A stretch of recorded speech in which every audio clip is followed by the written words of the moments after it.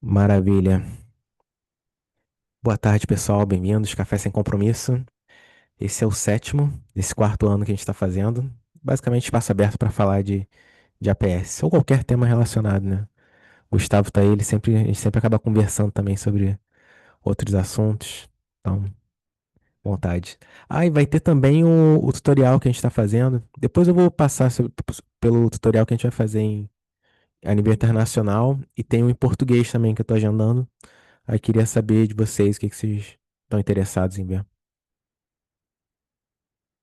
Vou parar aqui de compartilhar a tela.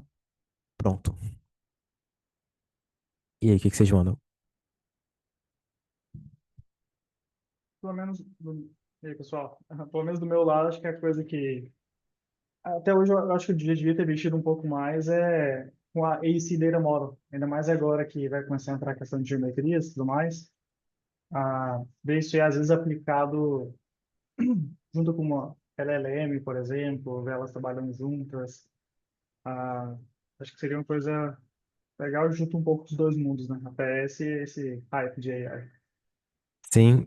Deixa eu compartilhar a tela aqui. E a gente tem um tutorial exatamente sobre isso, cara. Tem que com esse Data Model, né, para quem não está familiarizado, talvez, é a nossa nova ideia, nosso novo trabalho a longo prazo. Já está em produção para formatos suportados. Até agora é Revit, a partir da versão 2024. E o próximo que a gente vai suportar é o Plant 3D também. E aí, basicamente, a gente vai lidar com fluxos de trabalho focados em dados, na informação, e não nos arquivos. Então, ao invés de você ter versão de arquivo específica, e passar por conversões, você lida direto com aquela estrutura de informação de um arquivo RBT ou de qualquer formato suportado na indústria, em um formato de um grafo, onde cada nó do grafo vai ser uma informação do modelo. E aí. No final do ano passado, foi publicado pela Anthropic o protocolo MCP. E como a gente está sempre trabalhando, né, com todas as novidades, todas as novas tecnologias, quase todas, né, acho que fazem sentido para a nossa indústria, a gente já recebeu em um dos nossos aceleradores uma proposta para fazer uma integração utilizando o Ace Data Model. Depois de trabalhar no acelerador, a gente acabou publicando esse exemplo aqui. Deixa eu ver. Aqui, esse exemplo. Explicando, né, o passo a passo, como funciona o Model Context Protocol e por que que ele é tão disruptivo, é tão significativo, né, para a gente conseguir trabalhar principalmente com as nossas indústrias e como que conecta isso com a nossa API. Uma coisa é você falar com o ChatGPT lá, ou Claude, qualquer Large Language Model, perguntar, sei lá, quanto é 2 mais 2 era uma pergunta comum que o pessoal fazia para testar equações matemáticas. Mas como é que você leva isso para um caso mais interessante? Por exemplo, se você perguntar o saldo da sua conta bancária, alguma informação que esteja vinculada a restrita a um banco de dados específico, um controle de acesso. E é isso que esse protocolo possibilita. Você pode criar conexões com qualquer API, banco de dados, qualquer informação por meio de um servidor, utilizando essas formas de comunicação, né? Tem duas formas específicas, né? SSA e o Standard I/O, Standard In/Out, ou então o Server Sent Events. Então, a gente está usando essas duas opções aqui. E nesse último exemplo, a gente está fazendo isso a partir do Ace Data Model. E aí dá para conectar com Viewer, com extração dos elementos, né, das informações. Então tá. Se você quiser seguir esse caminho, Gustavo, esse é o exemplo que eu recomendo. Eu acho que o Maicon chegou a fazer também uma integração falando com o Viewer, não foi, Maicon? Ou eu tô confundindo?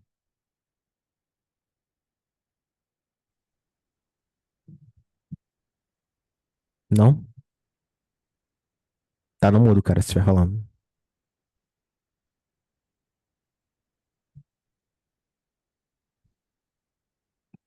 Ah, tô vendo aqui no chat. Ah, beleza. Você chegou a fazer uma integração para conversar para fazer processamento de linguagem natural conectar isso com o viewer, não é? Com as informações do modelo pelo viewer, não fez? Ou eu tô confundindo? Porque eu lembro que o acelerador você falou isso há muito tempo já, mas eu não lembro se você chegou a fazer um exemplo sobre isso. Porque eu acho que eu lembro dele comentando algo assim, nem, só que foi antes ainda dos LLMs, de poder Sim, sim, conectar. sim. Ah, foi o projeto dele do Hackathon. Tá explicado. Foi isso mesmo, então. Agora tem algumas interfaces também, mas normalmente se você integrar com um assistente é simples, né? Que você não precisa fazer a lógica do chat inteiro, né? O chat já tá lá, você Uhum, conecta com os outros dados. E é isso que a gente vai fazer. Não esse com viewer, mas a gente vai fazer esse aqui, especificamente, no tutorial de começo de novembro. A gente vai pegar esse exemplo e fazer ele executar esse exemplo passo a passo, beleza? Esse aqui é para conexão com issues.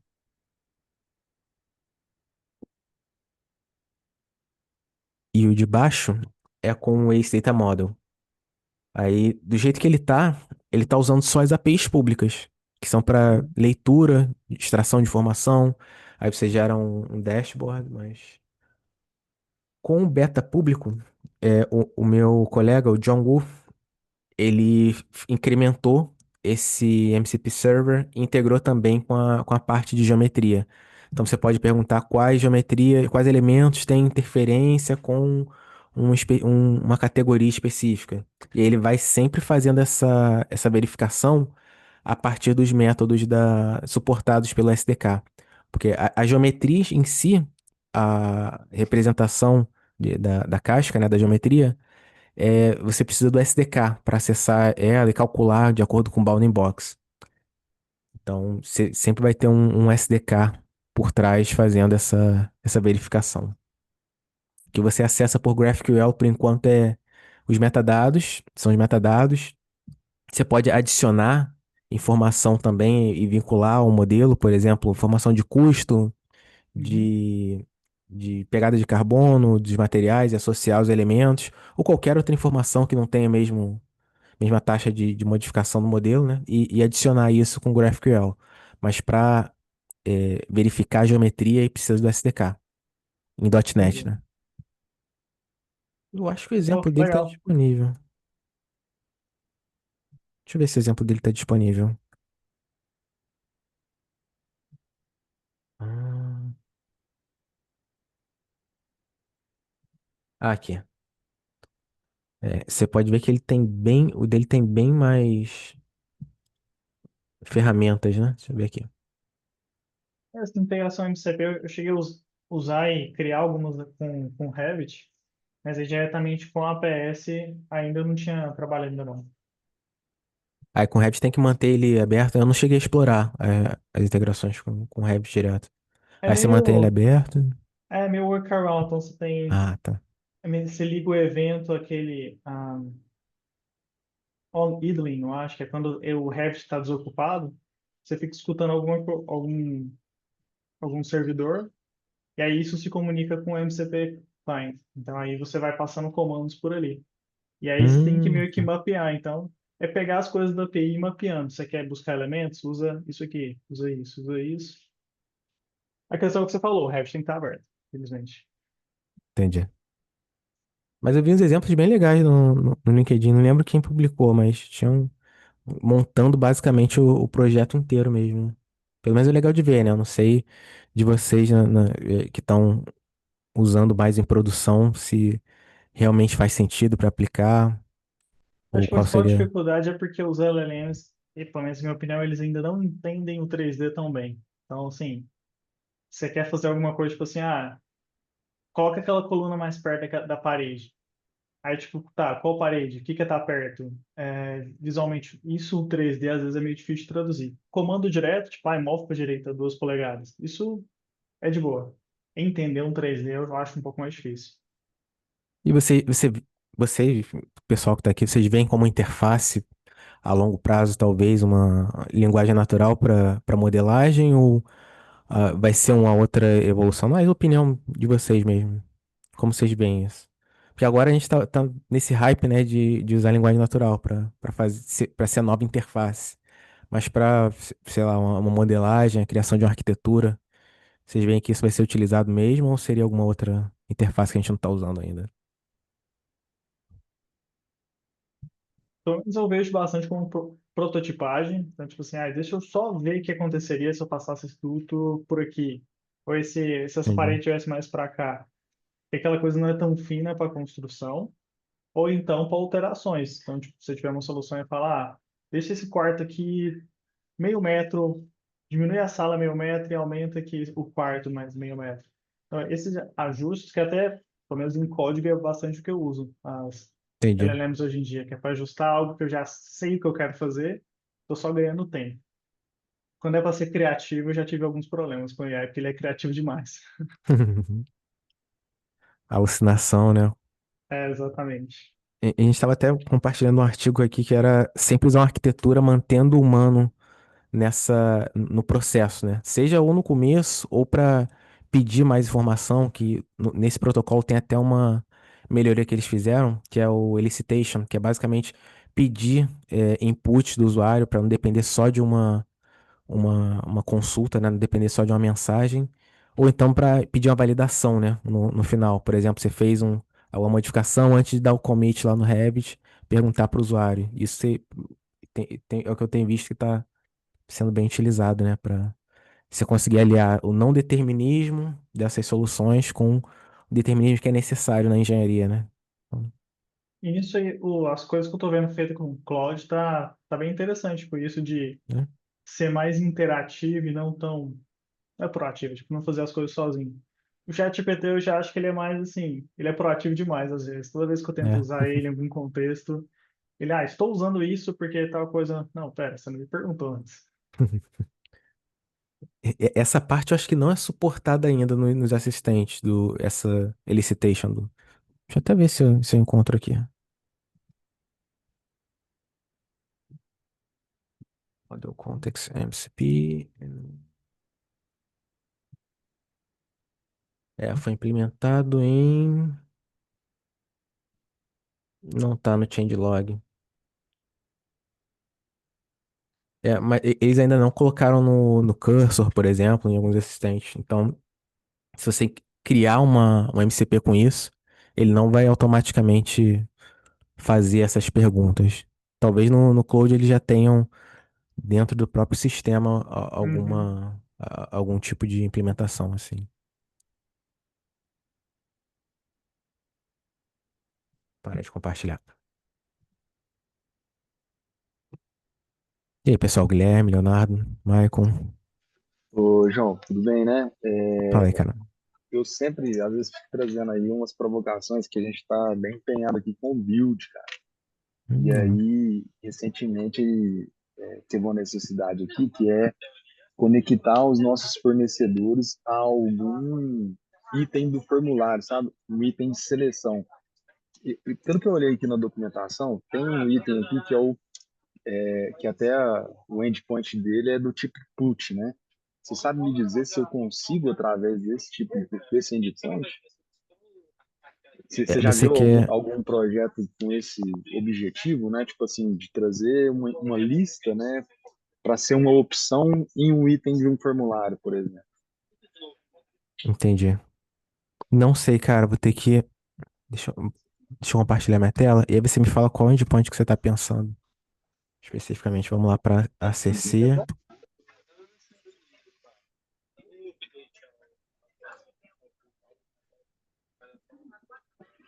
O Forms aí, Forms. esse último aí. Para atualizar. Esse aqui é É, para atualizar o valor. Vai ser o valor ou vai ser as opções que você quer atualizar? aí seria, então, seria atualizar as opções, né, no caso. Por exemplo, Hum, eu tenho hoje uma lista, né, de fornecedores no meu ERP. Eu queria meio que conectar essa lista do ERP em uma opção de um formulário específico. Por exemplo, a gente controla alguns serviços, eu controla algumas requisições aqui, e aí eu queria que isso ficasse meio que vivo, né? Porque senão a gente tem que ficar aprendendo. Hoje é manual, tá? Lá na plataforma, lá no Forms é manualmente. Isso não tem a menor condição aqui. Tinha mais de 600 mil itens aqui. E isso é no template ou é em cada form que você Aí modifica? seria, aí seria no template, no template. Ah, tá. No template, então. Ah, no template só tem get.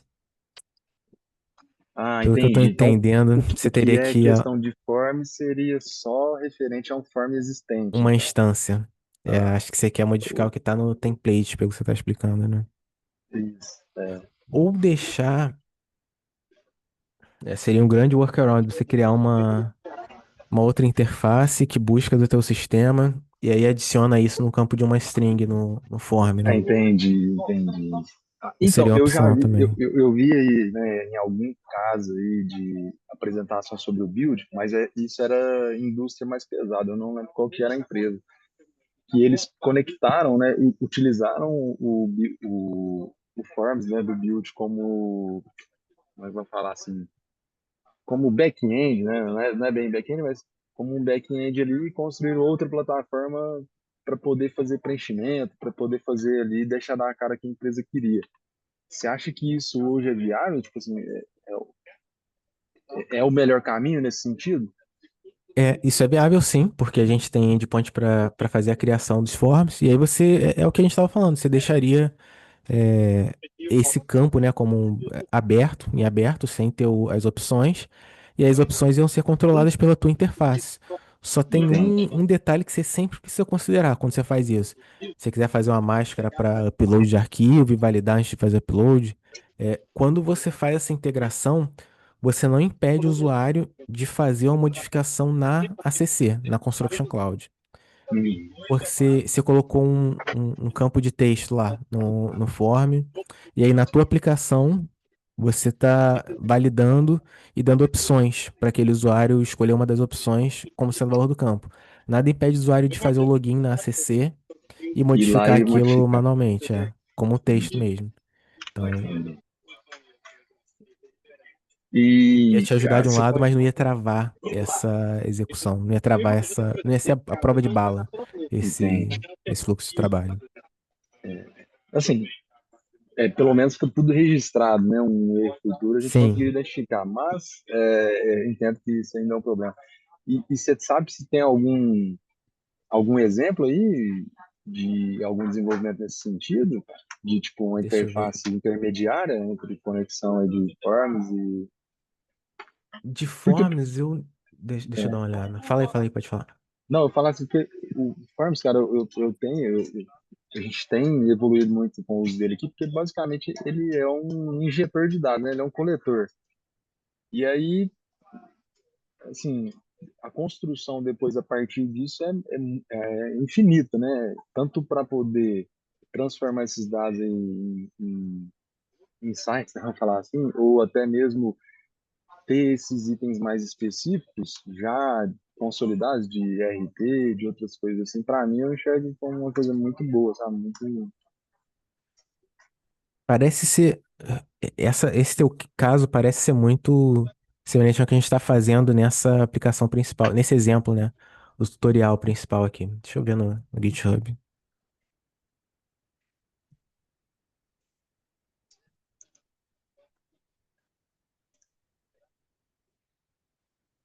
GitHub, Autodesk Platform Services. Esse é o Hubs Browser. Hubs Browser. Aqui, por exemplo, é simples, não está falando diretamente de um módulo, mas se eu fizer o login com a minha conta Autodesk, eu vou começar a ver, ter acesso aos hubs, projetos e pastas, igual teria lá na Construction Cloud. E aí eu posso vir Uhum, aqui fazer upload, fazer download. Eu estou criando essa interface toda, mas mesmo na hora que eu estou fazendo login e usando essa aplicação, eu posso fazer isso direto na interface da Construction Cloud. Qual é a vantagem? entendi. Aqui é 100% flexível. Aí aqui é muito utilizado quando você tem uma lógica de negócio que faz sentido você adicionar aos dados que estão sendo armazenados no ambiente comum de dados. E aí você controla essa interface para adicionar o teu know-how, né? Adicionar a tua especialidade. Pode ser GIS, pode ser dados de custo, qualquer outro dado, ou então uma extensão no viewer, controlar a renderização com o modelo pintado, qualquer que seja a informação. Mas você sempre tem essa opção do usuário fazer isso, ou na interface da tua aplicação, ou na ACC. O que não dá para fazer realmente é mudar como a ACC funciona, né? Como Uhum. é a lógica, ou modificar uma restrição do usuário. Ele só fazer upload por aqui, ou no form, no caso do form, ele só, ele só fazer, só criar um form por aqui. Não, se ele tem permissão para criar por aqui, ele tem Ele permissão tem que matar, para né? criar na ACC. Deixa eu ver se tem algum exemplo Mas, específico assim. mas isso aí é até tranquilo, se for parar pra pensar assim, porque, assim, logicamente, é que ainda há furos, né? Mas pensando aqui que a empresa hoje tem um controle mais rígido em relação a computadores e tudo, a gente conseguiria limitar o acesso a esse tipo de site, né? Então, tipo assim, ó, o site do CC você não consegue acessar, mas Ah, tá. através do nosso, tudo bem. Você vai lá e Mas aí cria lá. você vai bloquear o ACC inteiro. Teria que replicar Exato. basicamente tudo. Uma outra opção, eu não sei até que Porque pensando ponto. nessa ideia que você está mostrando aí, tipo assim, eu poderia criar uma plataforma, vamos supor, da minha empresa aqui, onde eu teria todos esses recursos aí de forma mais organizada, né? Da forma que eu quero. Sim, sim. E aí, você pode replicar basicamente tudo que tem acesso por API. E aí eu conseguiria conectar outros dados aí de forma mais flexível, vamos falar assim. Sim, você Vai, controla vai- a interface completamente. vai ser um trabalho do caramba para Sim, fazer essa modelagem, mas eu acho que seria muito mas legal.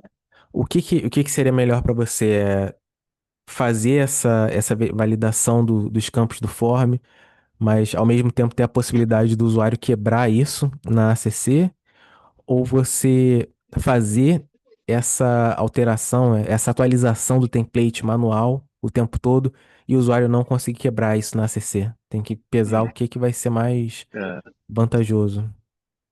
Porque a gente é, não tem uma notificação para quando o form é alterado. Se tivesse uma uhum. notificação, você poderia receber uma notificação e a partir dela enviar uma mensagem, verificar, enviar uma mensagem. Mas Infelizmente a gente ainda não tem. e aí, se for pensar também, é uma quantidade de obras aqui é muito grande. Eu acho que mesmo se fosse alertado, assim, seria uma coisa muito ruim de ficar tratando. Mas show Para de forma, bola. infelizmente não tem um Ainda tem exemplo. os recursos limitados. A hora que tiver o post template para alterar o template, aí vai ser perfeito para você, né? Aí seria perfeito, Deixa é. eu colocar uma mensagem aqui para perguntar para Mikako. Cara, então no caso aqui, quando a gente está falando de forms, get forms e post forms, são recursos para mim criar, tá criando formulários. Ou eu posso consultar a informação de um formulário através do get, ou criar formulário através do post. Só um segundo. Sim, para RESTful, para APIs RESTful, sim, vai ser basicamente assim. Tem algumas exceções para o download, por exemplo, ou então para quando você quer fazer alguma coisa em lote.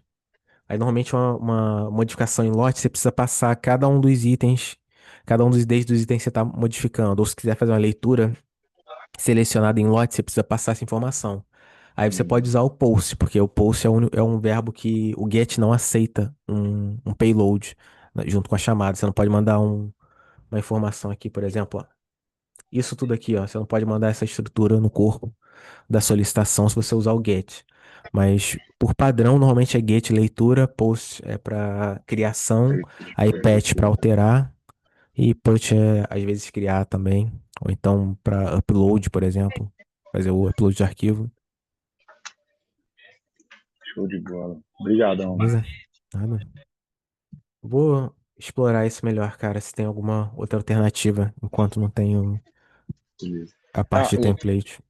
aproveitando também, hoje, pensando em conexão aí com software de BI, né?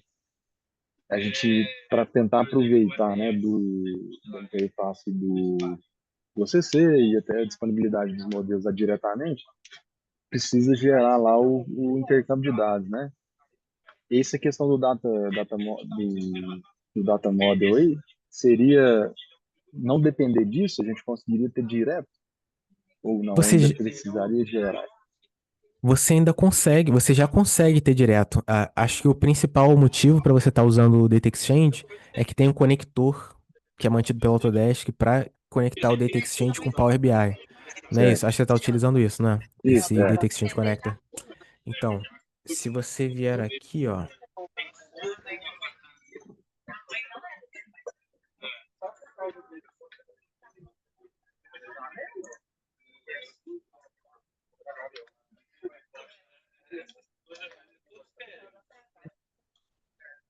Power BI Tools. É esse exemplo mesmo.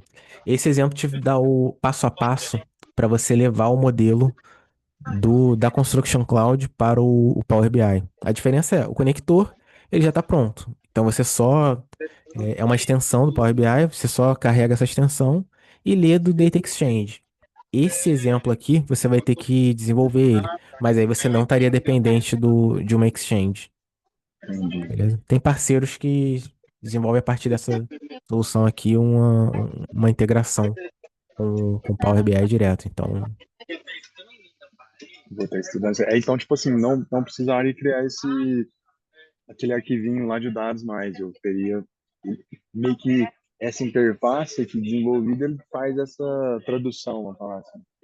sim, porque quando você faz o upload do modelo para Construction Cloud, já tem essa tradução, que é Hum, para o formato proprietário, SVF. E é esse formato que é renderizado no navegador. Então, basicamente aqui a gente está embutindo um HTML para carregar a biblioteca que consegue renderizar esse modelo.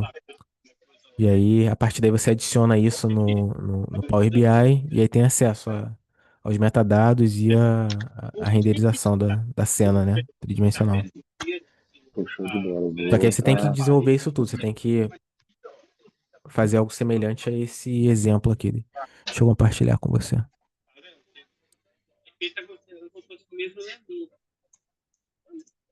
Teria que customizar isso tudo, enquanto que com o conector de Data Exchange, ele já está pronto, Pô, beleza? beleza, então. Obrigado, hein?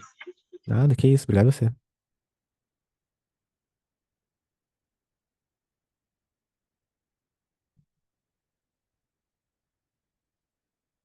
E aí, pessoal?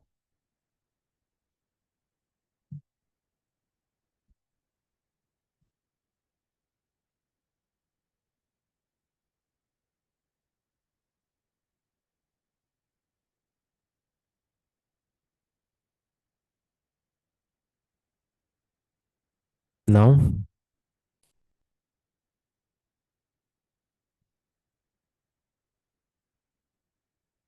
Vou passar pelos blogs então, pessoal. Seguinte, nenhuma pergunta, deixa eu ver.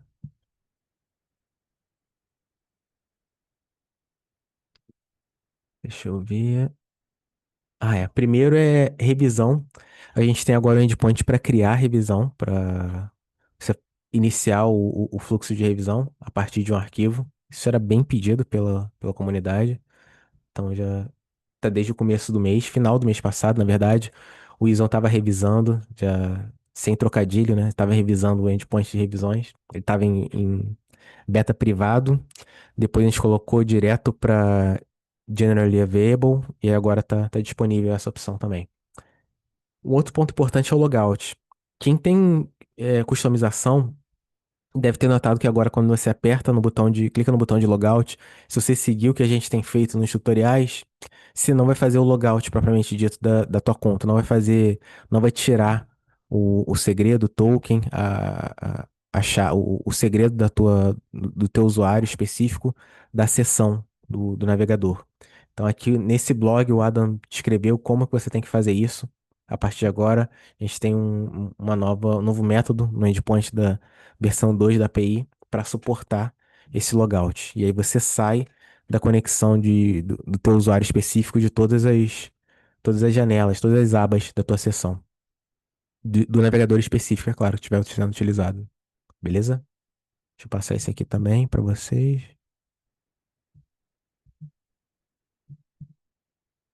E o treinamento que a gente vai ter em novembro. Eu tô tentando ter um acelerador antes desse treinamento em Denver. Tô tentando trazer um acelerador pro Brasil no ano que vem também. Então, vamos torcer aí. E no meio no meio do mês que vem, a gente vai ter esse tutorial focando em integração com a API de issues Vai ser a primeira vez, se eu não me engano, que a gente vai ter um tutorial integrando com a API de Issues, .NET Node.js, um tutorial também com a API de administração da ACC, que é o que todo mundo que tem ACC precisa, né? Para adição de usuários em massa. E no último dia a gente vai criar um MCP. A gente vai criar passo a passo esse MCP aqui. Ah, eu já fechei a janela. Mas é esse MCP aqui. Copy link. Esse segundo aqui. Integrando com a API de issues. E aí você pode criar o dashboard, tudo isso, usando linguagem natural. Beleza? Isso é bem legal. Acelerador aqui no Brasil rola, hein? Pois é, aonde? Acelerador aqui no Brasil. Qual lugar que vocês prefeririam? Acho que trazer para Goiânia vai ser difícil. Então, eu tô saindo de São Paulo ou Rio. Ó, eu voto em Belo Horizonte, viu, João? BH? BH. Vai ser maioria aqui, ó. Maicon também, ó. Tá aí, vamos abrir uma votação depois com o pessoal lá pra ver onde seria legal.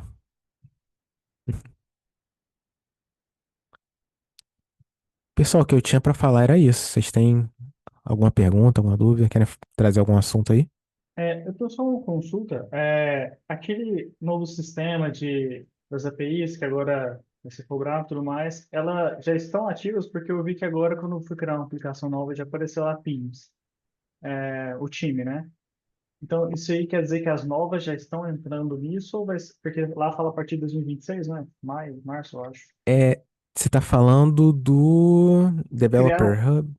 isso. Quando você cria um aplicativo novo agora no, dentro do APS, está aparecendo qual time que isso vai ser cobrado. Só que eu entendi que isso seria aplicado ano que vem, não? Não, isso já tá sendo aplicado já tem um tempinho. Deixa eu ver o blog. É, agora ele tá. As aplicações são associadas a um time. Eu acho que isso foi desde o começo do ano. Quem colocou isso foi o Duanio. Ah, não, eu acho que eu confundi então isso, da mudança das APIs com esse do time. Os aplicativos que eu tinha já estão tem muito tempo, então agora é recente que eu fui criar um novo. Ah, tá. É, isso é desde março desse ano. E aí, a única mudança é que agora tem o Team Assignment. E aí, é esse time aqui que vai, se você tiver um consumo de tokens, vai tirar desse time. E aí você pode escolher. Se você não tiver vários times como opção, vai ser sempre vinculado ao time que é criado para sua conta, para seu e-mail. Quando você cria uma conta PS, é criado um time lá. Então, por padrão é esse. Mas se você Ah, tiver tá, adicionado em vários, aí você tem a sua opção de escolher lá. entendi. Caiu a conexão, perdi se vai ter no acelerador em BH. Vamos colocar pra votação também, cara. Colocar lá no grupo depois pra ver onde vocês preferem. PH tá mais perto de São Paulo para mim, então é uma boa também. É? Ah, maravilha. Pra mim, tanto Eu, faz. Rio não teria viagem nenhuma aqui pra mim, mas onde tiver mais gente, vocês têm maravilha. um grupo aí pra você falou que colocar votação no grupo, considera meu voto lá então. Tem, Maicon, você tem o link? Maicon criou um grupo no WhatsApp, pô. Deixa eu ver. Deixa eu ver se eu consigo pegar aqui. Ah, ele tem. Vai mandar aqui, ó. Esperar um pouquinho.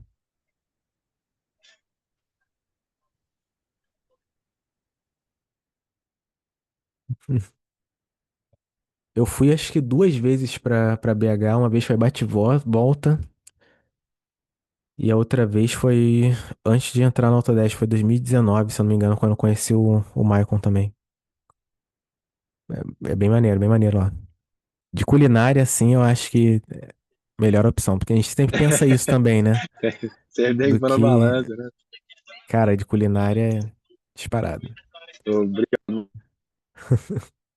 Valeu, Mike, pelo link. A gente sempre pensa, tem que pensar nisso também, né? Que a gente organiza algumas atividades. Tem por exemplo, na Espanha teve um concurso de paella, aí cada um tava fazendo uma paella, ela foi um dos mais legais que eu vi, assim. Aí depois tinha que comer paella. Pô, foi bem legal. Então teria que pensar um desse também. Qual que vai ser mais interessante? Foi difícil esse julgamento, hein? Qual o melhor país? Ah, cara, não sei. Faço a menor ideia. Mas foi legal. A foto que eles mandaram lá ficou bem legal. Isso aí então, pessoal. Até a próxima aí. Muito obrigado. Concurso do Valeu, melhor pão José. de Até a queijo. Pô, próxima. Valeu. covardia. Valeu.